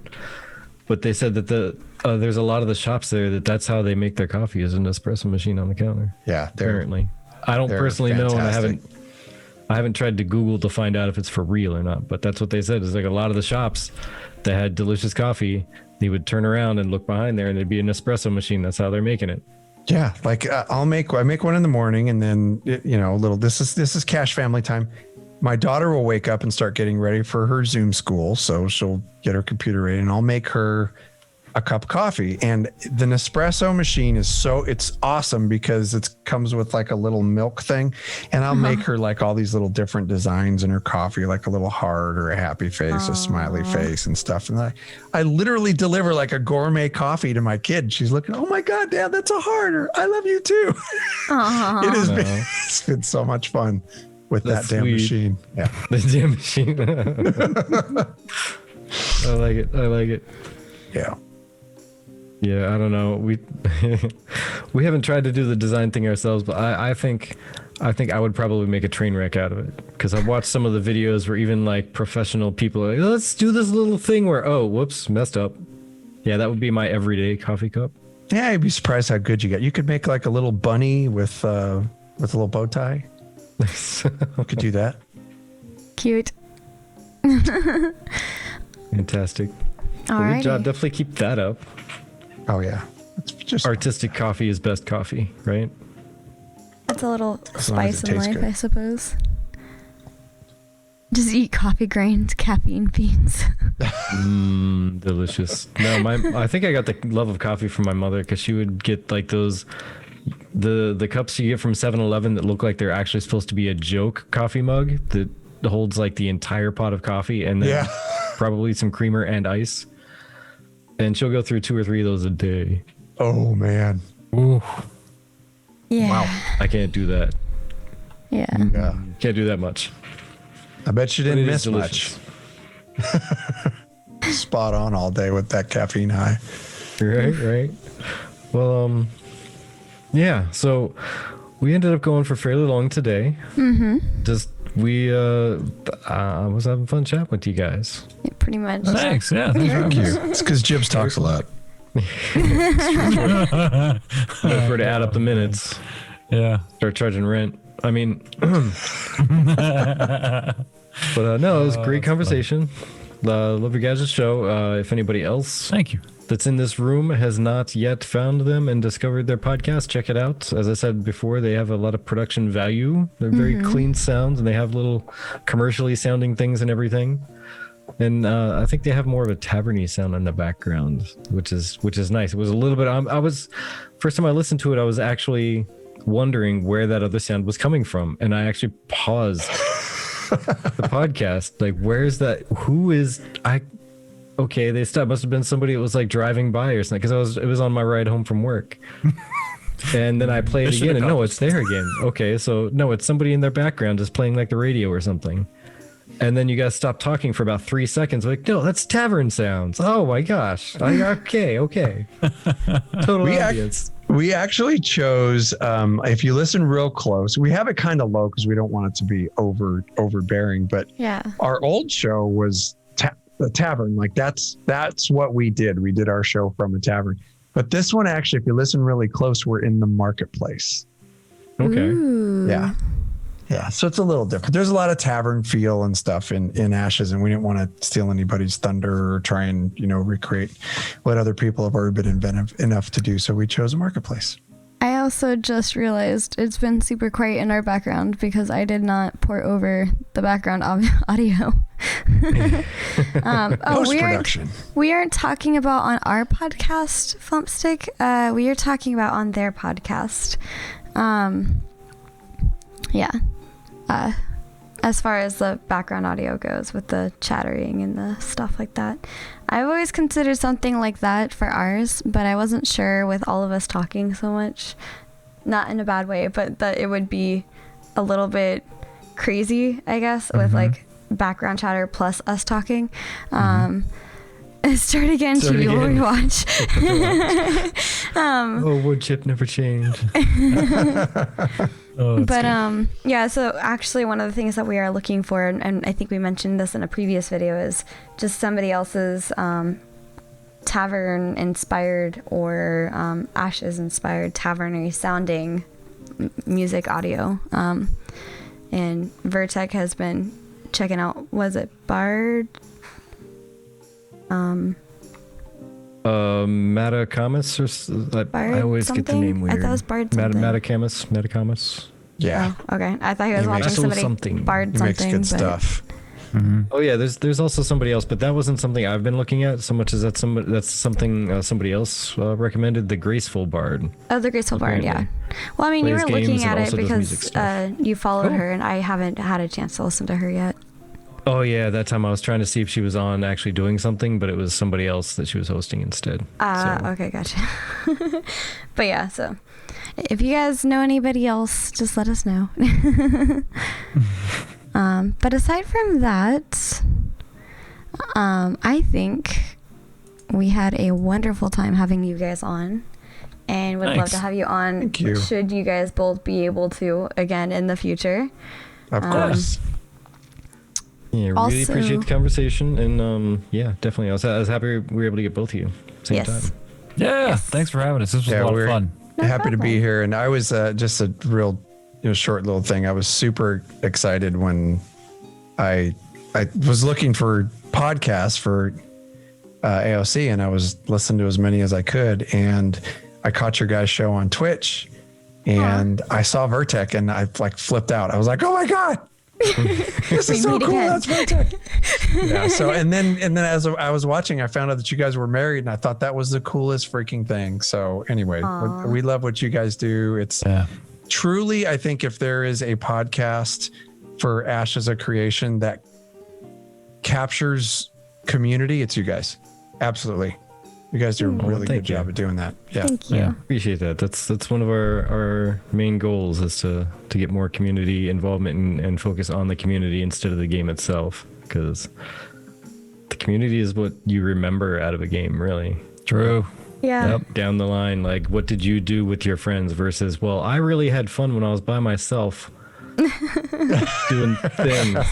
No, you remember what you did with your friends and your raid group and your whatever. So Right. Yeah, you guys are nailing it. So well done. Thank you. Job. shall we set up to raid someone? I was just doing that. Yeah. I think we only have Tavern Side live today. Quick, someone else go live. Well, I say only Tavern Side because I think we always end up ending, and we look and we're like, who's on? Oh, it's Tavern. It's Tavern. Let's do him. But we keep trying to see if anybody else. We want to give somebody else a turn. Yeah, I think But it's all right. We like Tavern. He's a good guy. Yeah. Tavern's good dude. If anybody else ever chooses to stream around this time, just saying, we would love to show support to as many of you as possible. All right. Before we do that, everybody in the audience, viewing and visiting, thank you so much for stopping by. Yes, thank you Time for is giving precious. us your You spent it time. with us, and we greatly appreciate that. And if you haven't already, check out Lore Seekers podcast. Not Lore Seekers Cast, Lore Seekers podcast. Thank you. You're welcome. Thank you.